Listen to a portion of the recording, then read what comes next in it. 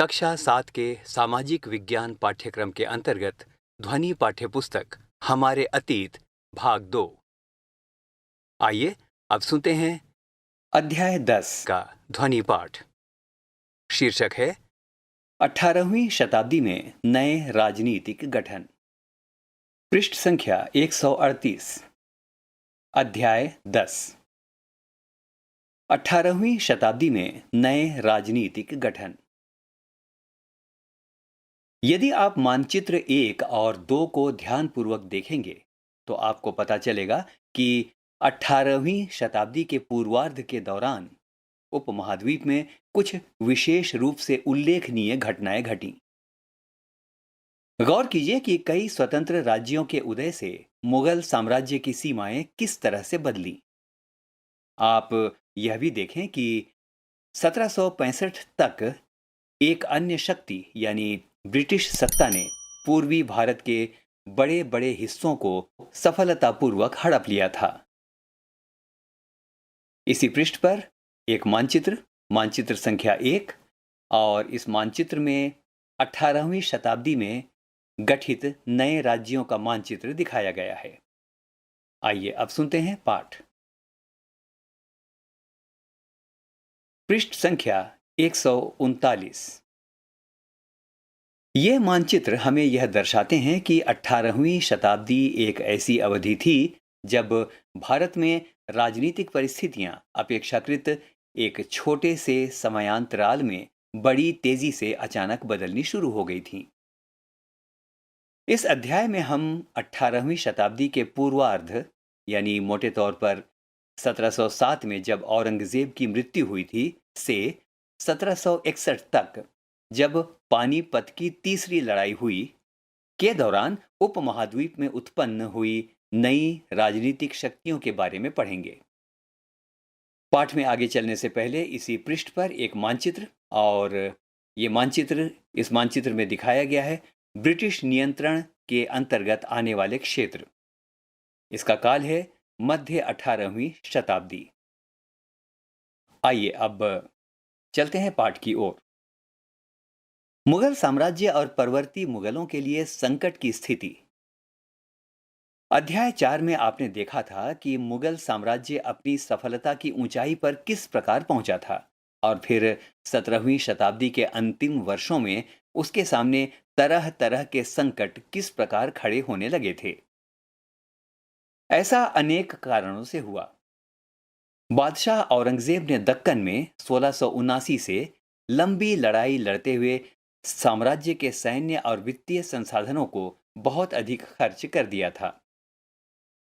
औरंगजेब के उत्तराधिकारियों के शासनकाल में साम्राज्य के प्रशासन की कार्यकुशलता समाप्त होने लगी और मनसबदारों के शक्तिशाली वर्गों को वश में रखना केंद्रीय सत्ता के लिए कठिन हो गया। सूबेदार के रूप में नियुक्त अभिजात अक्सर राजस्व और सैन्य प्रशासन यानी दीवानी एवं फौजदारी दोनों कार्यालयों पर नियंत्रण रखते थे। इससे मुगल साम्राज्य के विशाल क्षेत्रों पर उन्हें विस्तृत राजनीतिक, आर्थिक और सैन्य शक्तियां मिल गईं। अगले पृष्ठ पर जाने से पहले आपके लिए करने के लिए कुछ ये इसी पृष्ठ पर दाहिनी ओर एक बॉक्स में है। अध्याय 4 में तालिका 1 देखें। औरंगजेब के शासनकाल में किन किन लोगों ने मुगल सत्ता को सबसे लंबे समय तक चुनौती दी। पृष्ठ संख्या 140।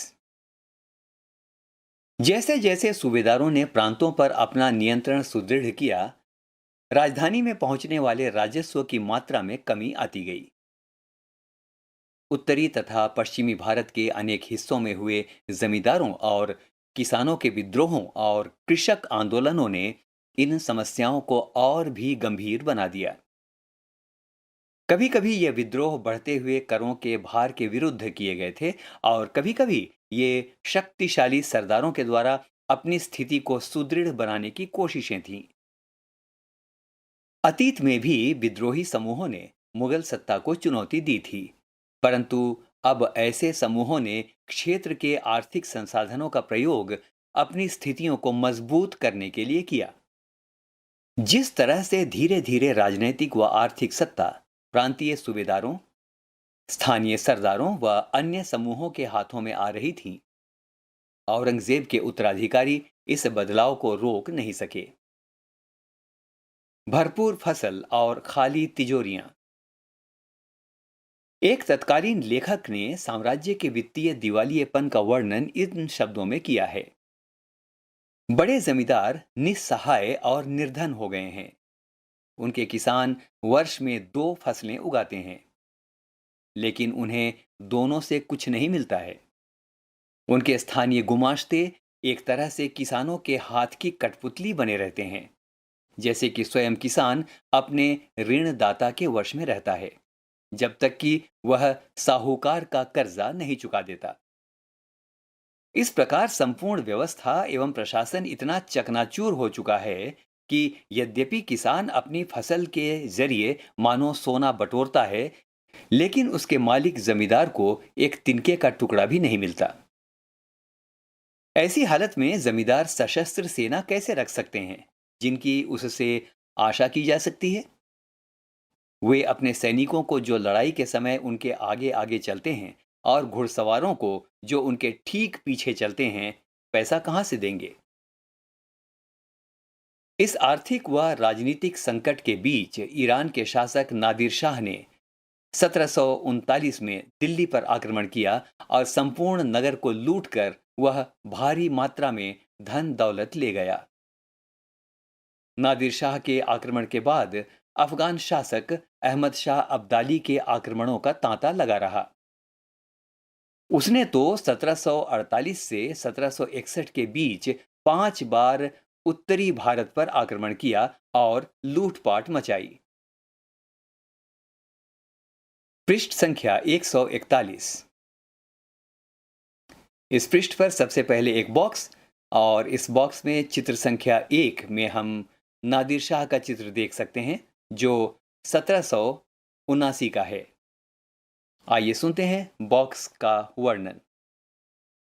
नादिर शाह के आक्रमण के परिणाम स्वरूप दिल्ली में जो विध्वंस हुआ, उसका वर्णन समकालीन प्रेक्षकों ने किया था। इनमें से एक ने मुगल कोष से जिस तरह धन लूटा गया था, उसका वर्णन इस तरह से किया है।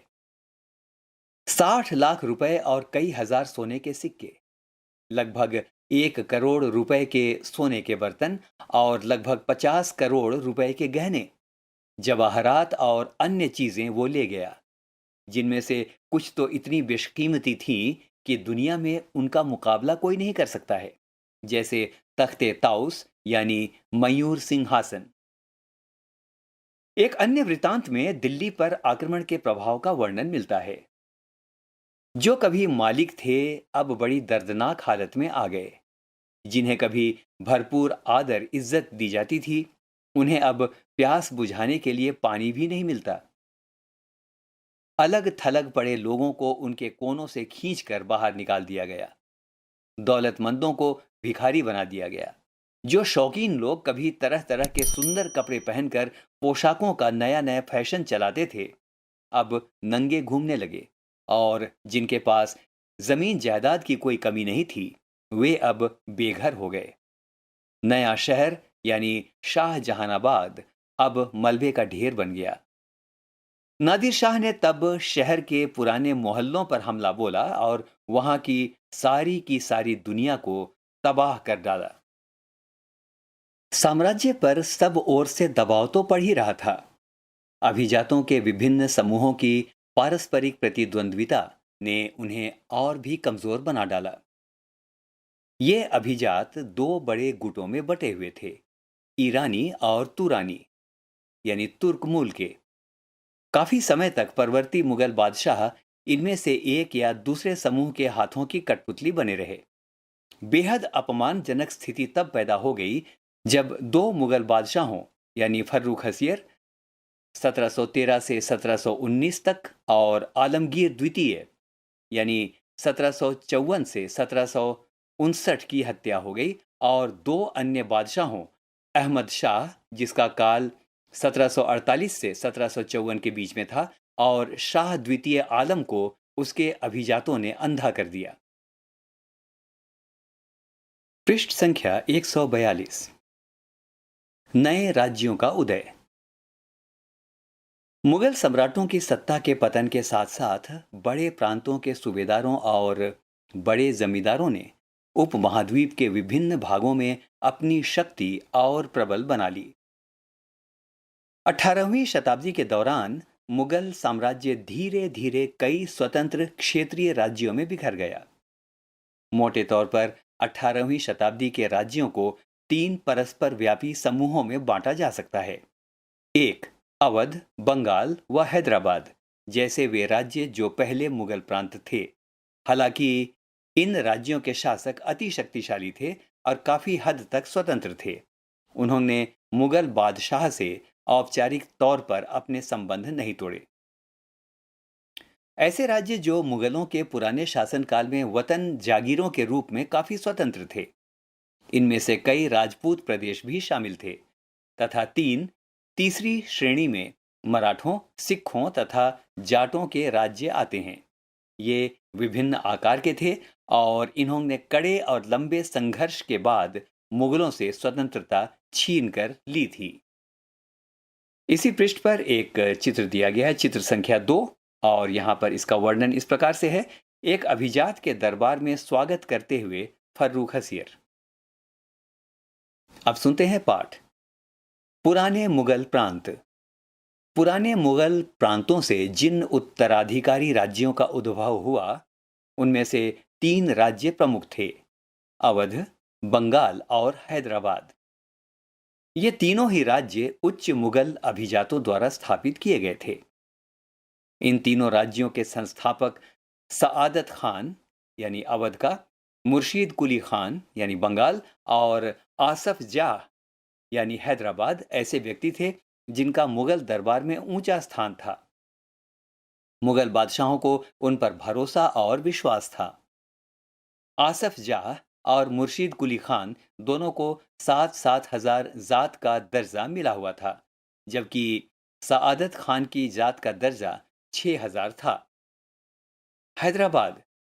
निजाम उल मुल्क आसफ जाह, जिसका काल 1724 से 1748 तक रहा, जिसने हैदराबाद राज्य की स्थापना की थी, मुगल बादशाह फर्रुख हसियर के दरबार में एक अत्यंत शक्तिशाली सदस्य था। पृष्ठ संख्या 143। उसे सर्वप्रथम अवध की सूबेदारी सौंपी गई थी और बाद में उसे दक्कन का कार्यभार दे दिया गया था।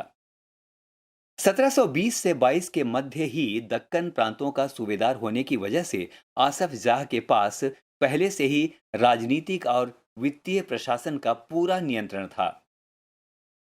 दक्कन में होने वाले उपद्रवों और मुगल दरबार में चल रही प्रतिस्पर्धा का फायदा उठाकर उसने सत्ता हथियाई और उस क्षेत्र का वास्तविक शासक बन गया। आसफ जाह अपने लिए कुशल सैनिकों तथा प्रशासकों को उत्तरी भारत से लाया था और वे दक्षिण में नए अवसर पाकर प्रसन्न थे। उसने मनसबदार नियुक्त किए और उन्हें जागीरें प्रदान की।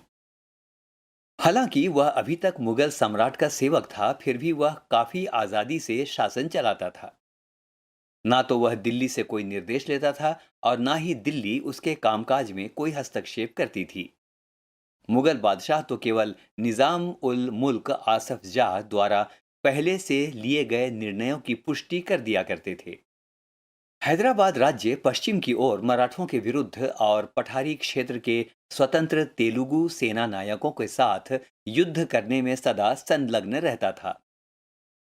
पूर्व दिशा में निजाम उल मुल्क आसफ जाह कोरोमंडल तट पर स्थित वस्त्रोत्पादक धन संपन्न क्षेत्र पर अपना नियंत्रण प्राप्त करने की महत्वाकांक्षा रखता था, पर उसकी इस महत्वाकांक्षा पर उस क्षेत्र में ब्रिटिश शक्ति की उपस्थिति के कारण रोक लग गई। अब हमारे लिए सामने एक बॉक्स और बॉक्स का शीर्षक है निजाम की फौज। हैदराबाद के निजाम के निजी सैनिकों का एक वर्णन। ये 1790 का वर्णन है। निजाम के पास 400 हाथियों की सवारी है। उसके आसपास कई हजार घुड़सवार रहते हैं। इन अत्यंत कुशल और अति सुंदर सजे हुए सवारों का सांकेतिक वेतन 100 रुपए से ज्यादा है। अब आइए सुनते हैं पाठ। अवध। बुरहान उल मुल्क सआदत खान को 1722 में अवध का सूबेदार नियुक्त किया गया था। मुगल साम्राज्य का विघटन होने पर जो राज्य बने, उनमें यह राज्य सर्वाधिक महत्वपूर्ण राज्यों में से एक था। अवध एक समृद्धिशाली प्रदेश था जो गंगा नदी के उपजाऊ मैदान में फैला हुआ था और उत्तरी भारत तथा बंगाल के बीच व्यापार का मुख्य मार्ग उसी में से होकर गुजरता था। पृष्ठ संख्या 144। इस पृष्ठ पर सबसे पहले दाईं ओर एक चित्र, और यह है चित्र संख्या 3। ये बुरहान उल मुल्क का चित्र है। बाईं ओर इसी पृष्ठ पर एक प्रश्न है, जो प्रश्न आपको हल करना है। आइए सुनते हैं प्रश्न। अपने राज्य को सुदृढ़ करने की कोशिशों में मुगल सूबेदार दीवान के कार्यालय पर भी क्यों नियंत्रण जमाना चाहते थे? अब सुनते हैं पाठ। बुरहान उल मुल्क ने भी अवध की सूबेदारी, दीवानी और फौजदारी एक साथ अपने हाथ में ले ली और सूबे के राजनीतिक, वित्तीय और सैनिक मामलों का एकमात्र कर्ता धर्ता बन गया।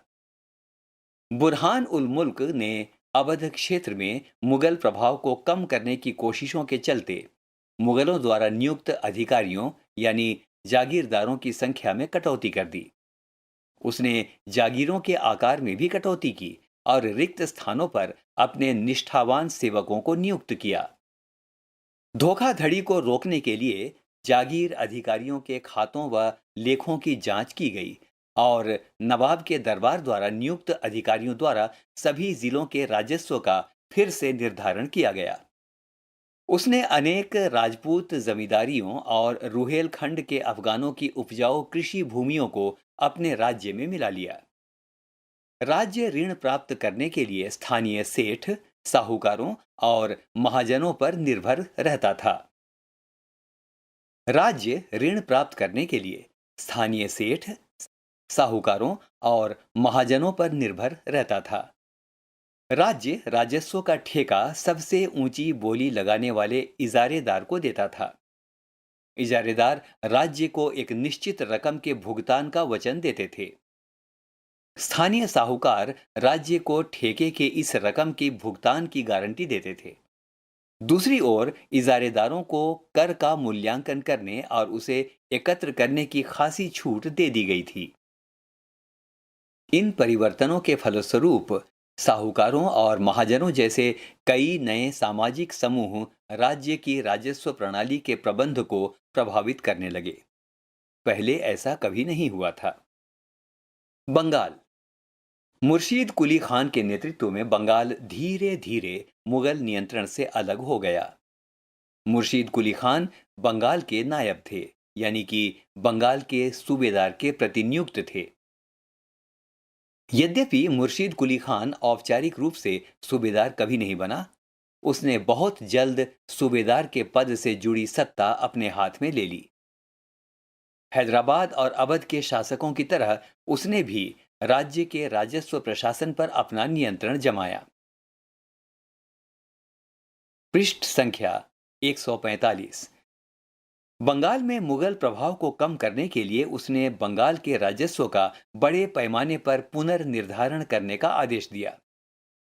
सभी जमींदारों से बड़ी कठोरता से राजस्व नकद वसूल किया जाता था। परिणाम स्वरूप बहुत से जमींदारों को महाजनों तथा साहूकारों से उधार लेना पड़ता था। जो लोग राजस्व का भुगतान नहीं कर पाते थे, उन्हें मजबूरन अपनी जमीनें बड़े जमींदारों को बेचनी पड़ती थीं।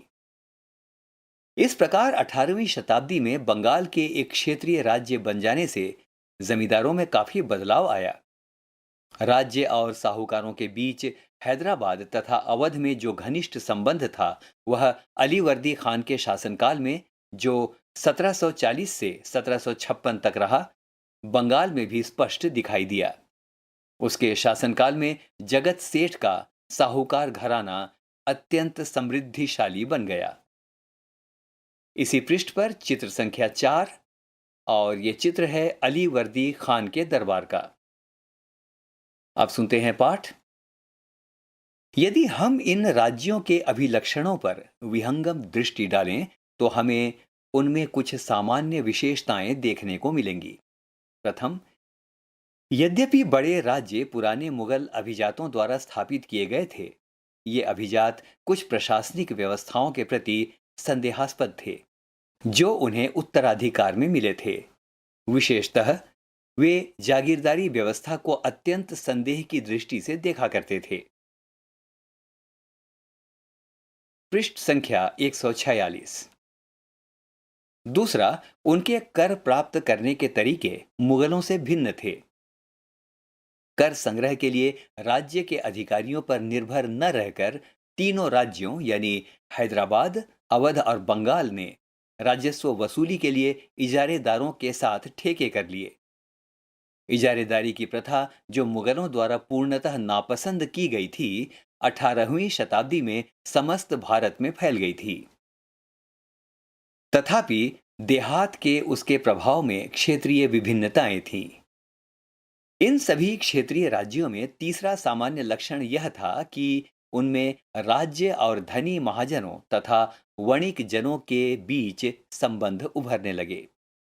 ये साहूकार महाजन लोग लगान वसूल करने वाले इजारेदारों को पैसा उधार देते थे, बदले में प्रतिभूति, जमानत या बंधक के रूप में जमीन रख लेते थे और उनकी जोतों से अपने खुद के कारिंदों के जरिए कर वसूल किया करते थे।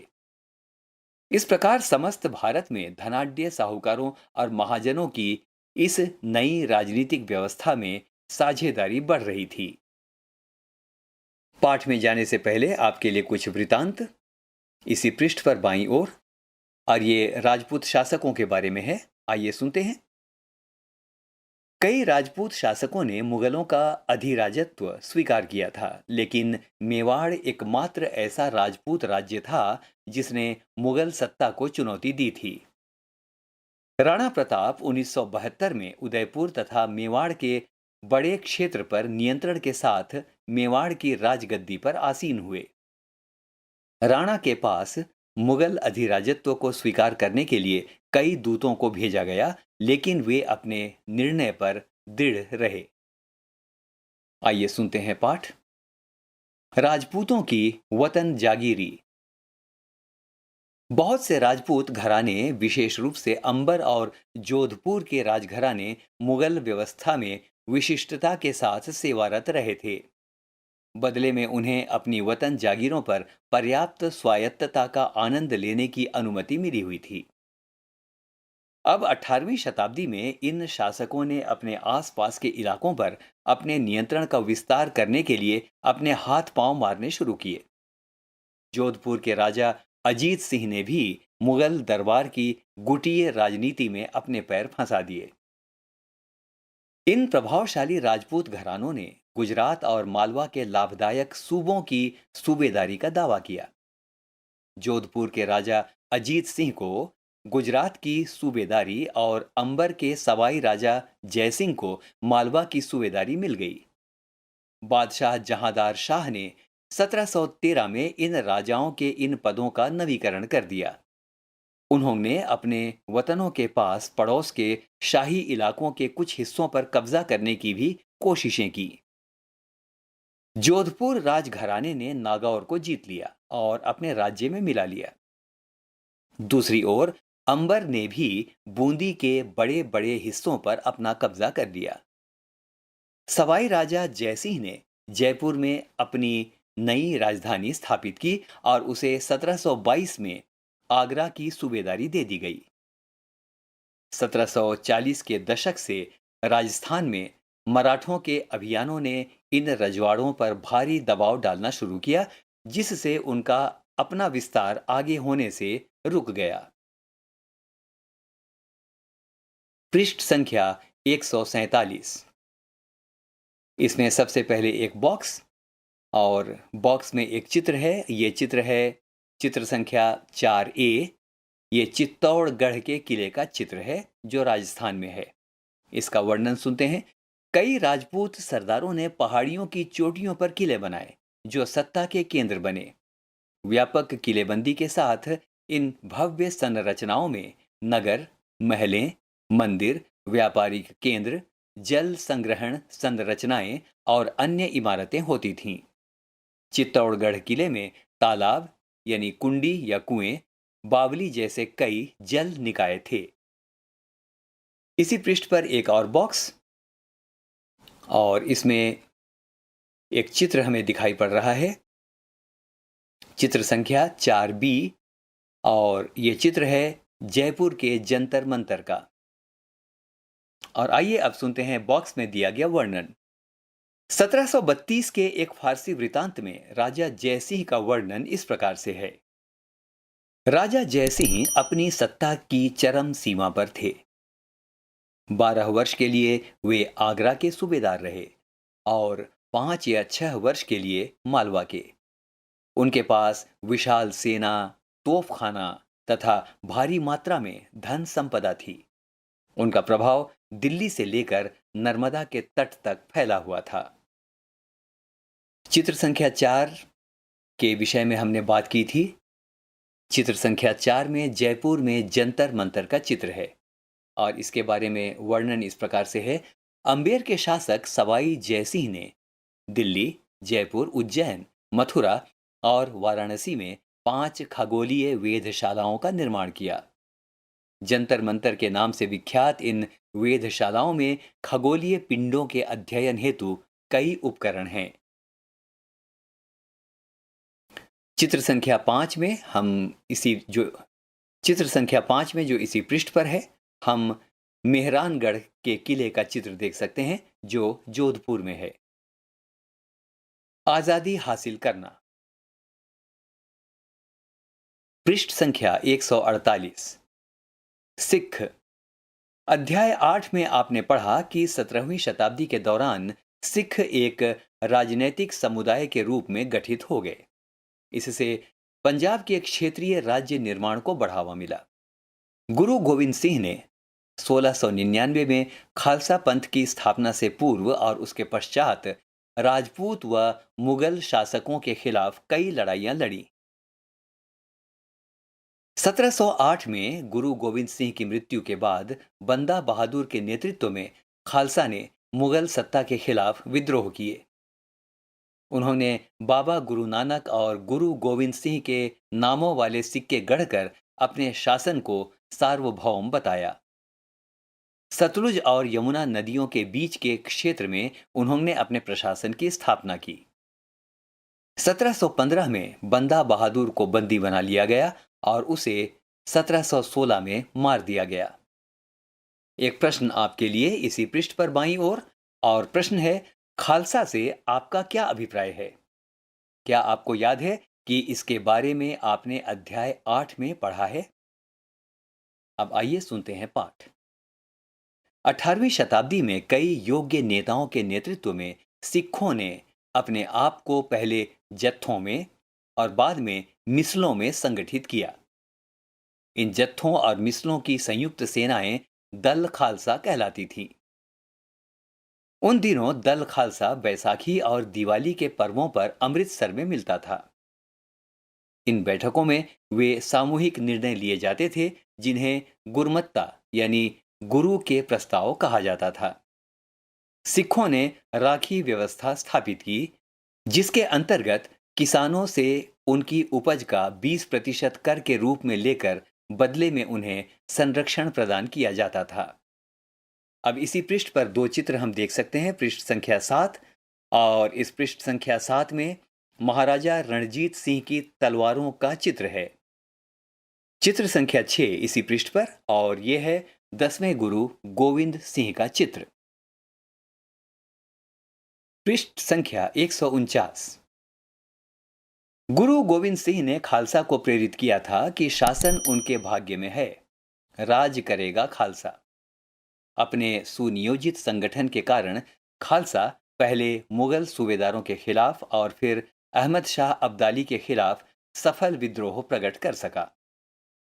अहमद शाह अब्दाली ने मुगलों से पंजाब का समृद्ध प्रांत और सरहिंद की सरकार को अपने कब्जे में कर लिया था।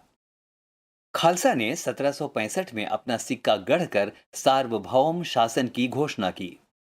यह महत्वपूर्ण है कि सिक्के पर उत्कीर्ण शब्द वही थे जो बंदा बहादुर के समय खालसा के आदेशों में पाए जाते हैं। पाठ में चलने से पहले इसी पृष्ठ पर एक चित्र संख्या 7A, और ये चित्र है शिवाजी का रूप चित्र। आइए इसका वर्णन सुनते हैं। 17वीं सदी के अंत तक दक्कन में शिवाजी के नेतृत्व में एक शक्तिशाली राज्य के उदय की शुरुआत हुई, जिससे अंततः एक मराठा राज्य की स्थापना हुई। शिवाजी का जन्म 1660 में शाहजी और जीजाबाई से हुआ। अपनी माता और अभिभावक दादा कोंडदेव के मार्ग निर्देशन में शिवाजी कम उम्र में ही विजय पथ पर निकल पड़े। जावली पर कब्जे ने उन्हें मवाला पठारों पर अविवादित मुखिया बना दिया, जिसने उनके क्षेत्र विस्तार का पथ प्रशस्त किया। बीजापुर और मुगलों के खिलाफ उनके कारनामों ने उन्हें विख्यात व्यक्तित्व बना दिया। वे अपने विरोधियों के खिलाफ प्रायः गुरिल्ला युद्ध कला का प्रयोग करते थे। चौथ और सरदेशमुखी पर आधारित राजस्व संग्रह प्रणाली की सहायता से उन्होंने एक मजबूत मराठा राज्य की नींव रखी। और अब सुनते हैं पाठ। 18वीं शताब्दी के अंतिम भाग में सिख इलाके सिंधु से यमुना तक फैले हुए थे। यद्यपि ये विभिन्न शासकों में बटे हुए थे। इनमें से एक शासक महाराजा रणजीत सिंह ने विभिन्न सिख समूहों में फिर से एकता कायम करके 1799 में लाहौर को अपनी राजधानी बनाया। मराठा। हमने अभी अभी शिवाजी के बारे में पढ़ा और अब हम सुनते हैं मराठों का वृतांत। मराठा राज्य एक अन्य शक्तिशाली क्षेत्रीय राज्य था जो मुगल शासन का लगातार विरोध करके उत्पन्न हुआ था। शिवाजी, जिनका काल 1627 से 1680 तक का था, ने शक्तिशाली योद्धा परिवारों यानी देशमुखों की सहायता से एक स्थायी राज्य की स्थापना की। अत्यंत गतिशील कृषक पशुचारक यानी कुनबी मराठों की सेना के मुख्य आधार बन गए। शिवाजी ने प्रायद्वीप में मुगलों को चुनौती देने के लिए इस सैन्य बल का प्रयोग किया। शिवाजी की मृत्यु के पश्चात मराठा राज्य में प्रभावी शक्ति चित्पावन ब्राह्मणों के एक परिवार के हाथ में रही, जो शिवाजी के उत्तराधिकारियों के शासनकाल में पेशवा या प्रधानमंत्री के रूप में अपनी सेवाएं देते रहे। पुणे मराठा राज्य की राजधानी बन गया। पेशवाओं की देखरेख में मराठों ने एक अत्यंत सफल सैन्य संगठन का विकास कर लिया। उनकी सफलता का रहस्य यह था कि वे मुगलों के किलाबंद इलाकों से टक्कर न लेते हुए उनके पास से चुपचाप निकलकर शहरों कस्बों पर हमला बोलते थे और मुगल सेना से ऐसे मैदानी इलाकों में मुठभेड़ लेते थे जहां रसद पाने और कुमुक आने के रास्ते आसानी से रोके जा सकते थे। पृष्ठ संख्या 150।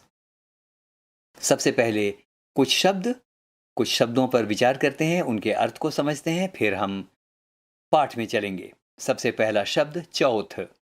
इसका अर्थ है जमींदारों द्वारा वसूले जाने वाले भू राजस्व का 25%।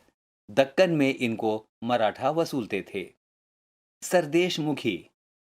इसका अर्थ है दक्कन में मुख्य राजस्व संग्रहकर्ता को दिए जाने वाले भू राजस्व का 9 से 10% हिस्सा।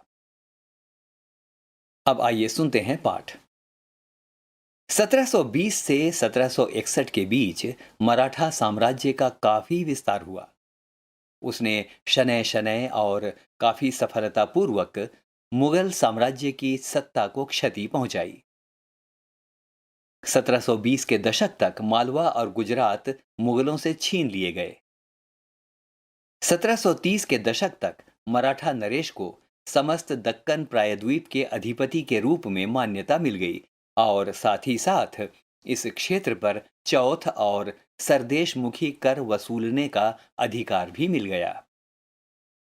1737 में दिल्ली पर धावा बोलने के बाद मराठा प्रभुत्व की सीमाएं तेजी से बढ़ीं।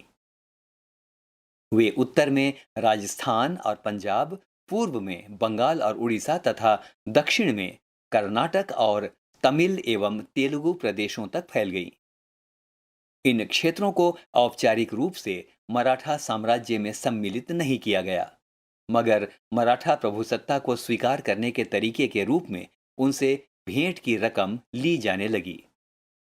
साम्राज्य के इस विस्तार से उन्हें संसाधनों का भंडार तो मिल गया, मगर उसके लिए उन्हें कीमत भी चुकानी पड़ी। मराठों के सैन्य अभियानों के कारण अन्य शासक भी उनके खिलाफ हो गए। परिणाम स्वरूप मराठों को 1761 में पानीपत की तीसरी लड़ाई में अन्य शासकों में से कोई सहायता नहीं मिली। अंतहीन सैन्य अभियानों के साथ साथ मराठों ने एक प्रभावी प्रशासन व्यवस्था तैयार की। जब किसी इलाके पर एक बार विजय अभियान पूरा हो जाता था और मराठों का शासन सुरक्षित हो जाता था, तो वहां स्थानीय परिस्थितियों को ध्यान में रखते हुए धीरे धीरे भू राजस्व की मांग की गई। कृषि को प्रोत्साहित किया गया और व्यापार को पुनर्जीवित किया गया। इससे सिंधिया, गायकवाड़ और भोंसले जैसे मराठा सरदारों को शक्तिशाली सेनाएं खड़ी करने के लिए संसाधन मिल सके।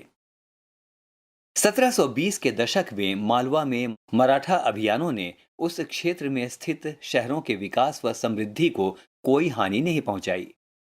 उज्जैन सिंधिया के संरक्षण में और इंदौर होलकर के आश्रय में फलता फूलता रहा। ये शहर हर तरह से बड़े और समृद्धिशाली थे और वे महत्वपूर्ण वाणिज्यिक और सांस्कृतिक केंद्रों के रूप में कार्य कर रहे थे। मराठों द्वारा नियंत्रित इलाकों में व्यापार के नए मार्ग खुले।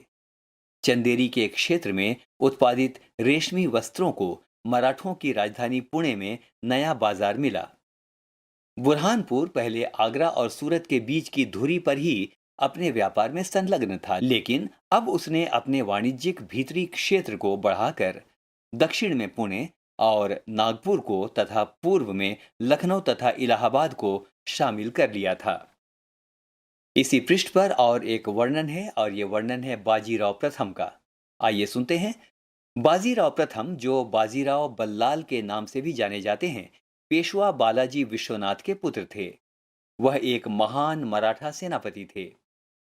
उन्हें विंध्य के पार मराठा राज्य के विस्तार का श्रेय प्राप्त है तथा वे मालवा, बुंदेलखंड, गुजरात और पुर्तगालियों के खिलाफ सैन्य अभियानों के लिए भी जाने जाते हैं।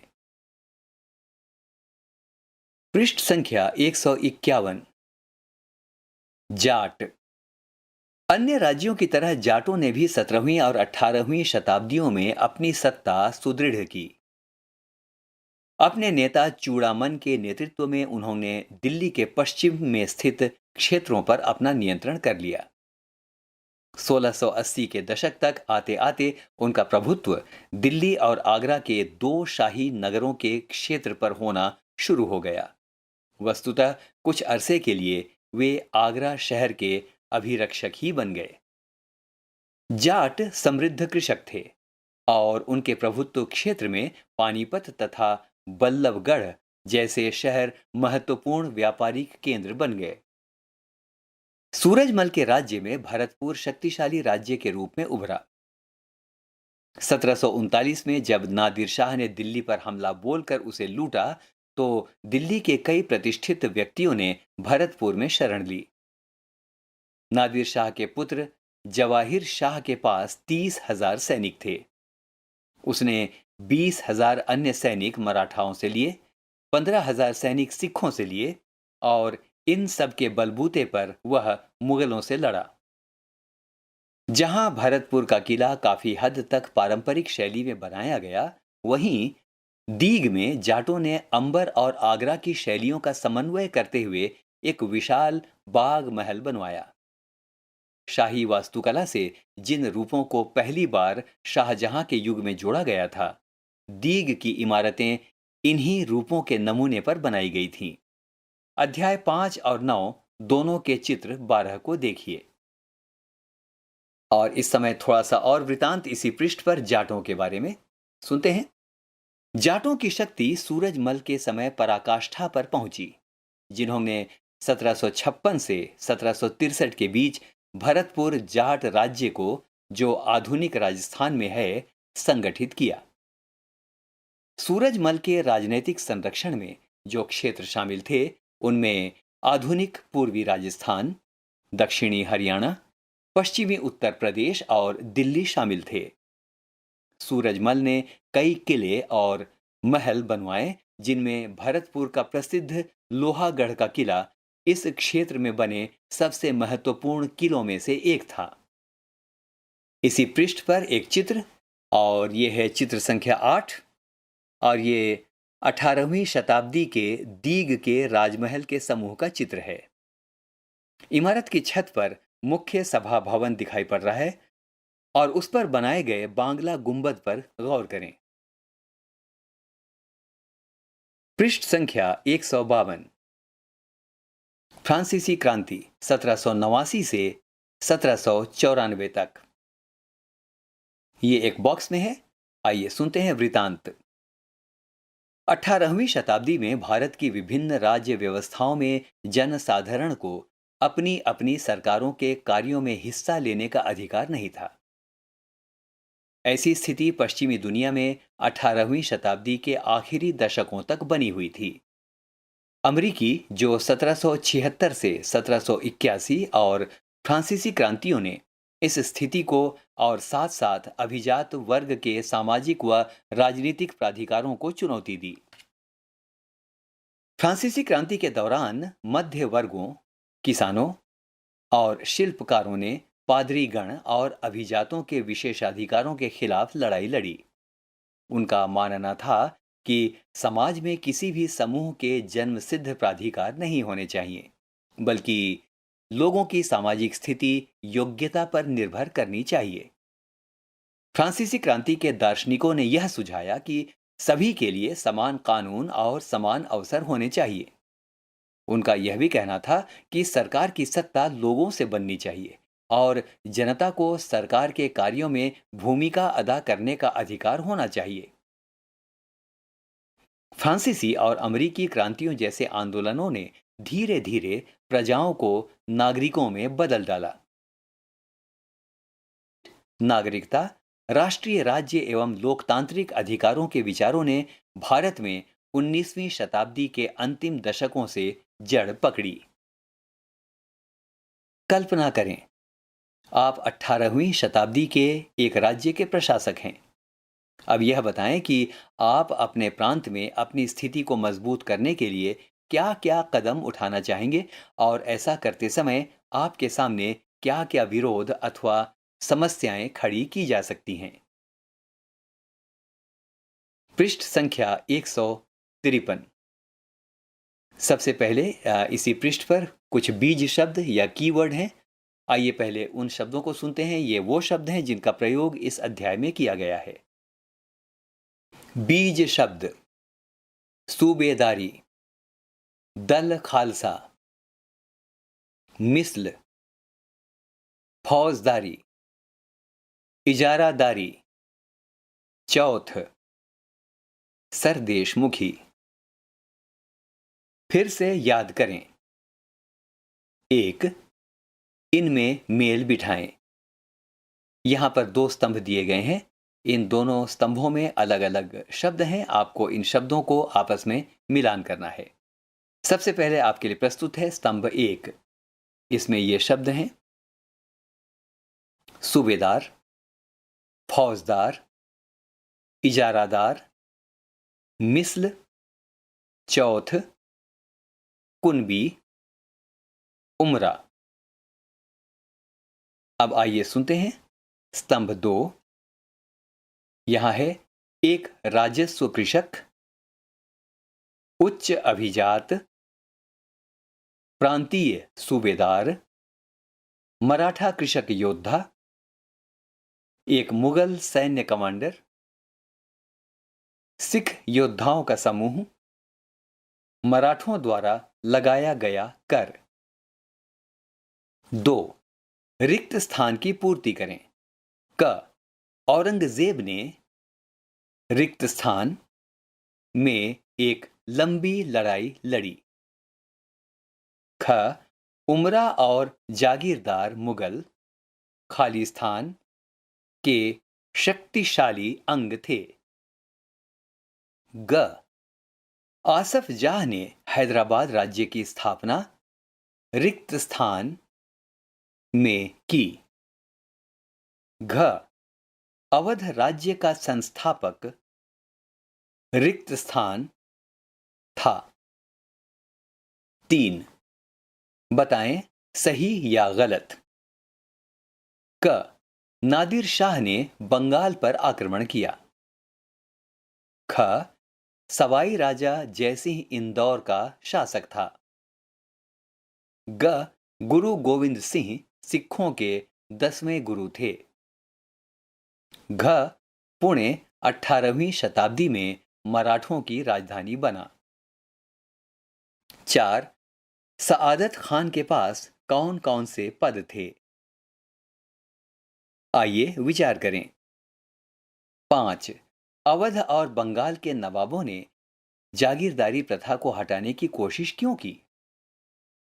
6 18वीं शताब्दी में सिखों को किस प्रकार संगठित किया गया? पृष्ठ संख्या 154। 7 मराठा शासक दक्कन के पार विस्तार क्यों करना चाहते थे? 8 आसफ जाह ने अपनी स्थिति को मजबूत बनाने के लिए क्या क्या नीतियां अपनाई? 9 क्या आपके विचार से आज महाजन और बैंकर उसी तरह का प्रभाव रखते हैं जैसा कि वे 18वीं शताब्दी में रखा करते थे? 10 क्या इस अध्याय में उल्लिखित कोई भी राज्य आपके अपने प्रांत में विकसित हुए थे?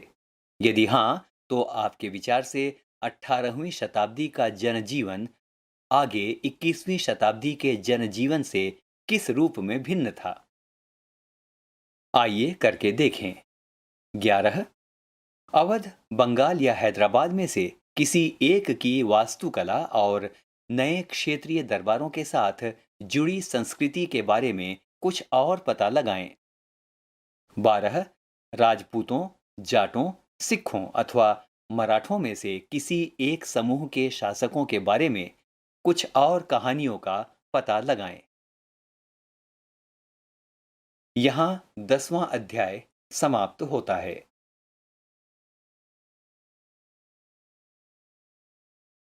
अभी आप सुन रहे थे सामाजिक विज्ञान पाठ्यक्रम के अंतर्गत ध्वनि पाठ्यपुस्तक हमारे अतीत भाग 2 का अध्याय 10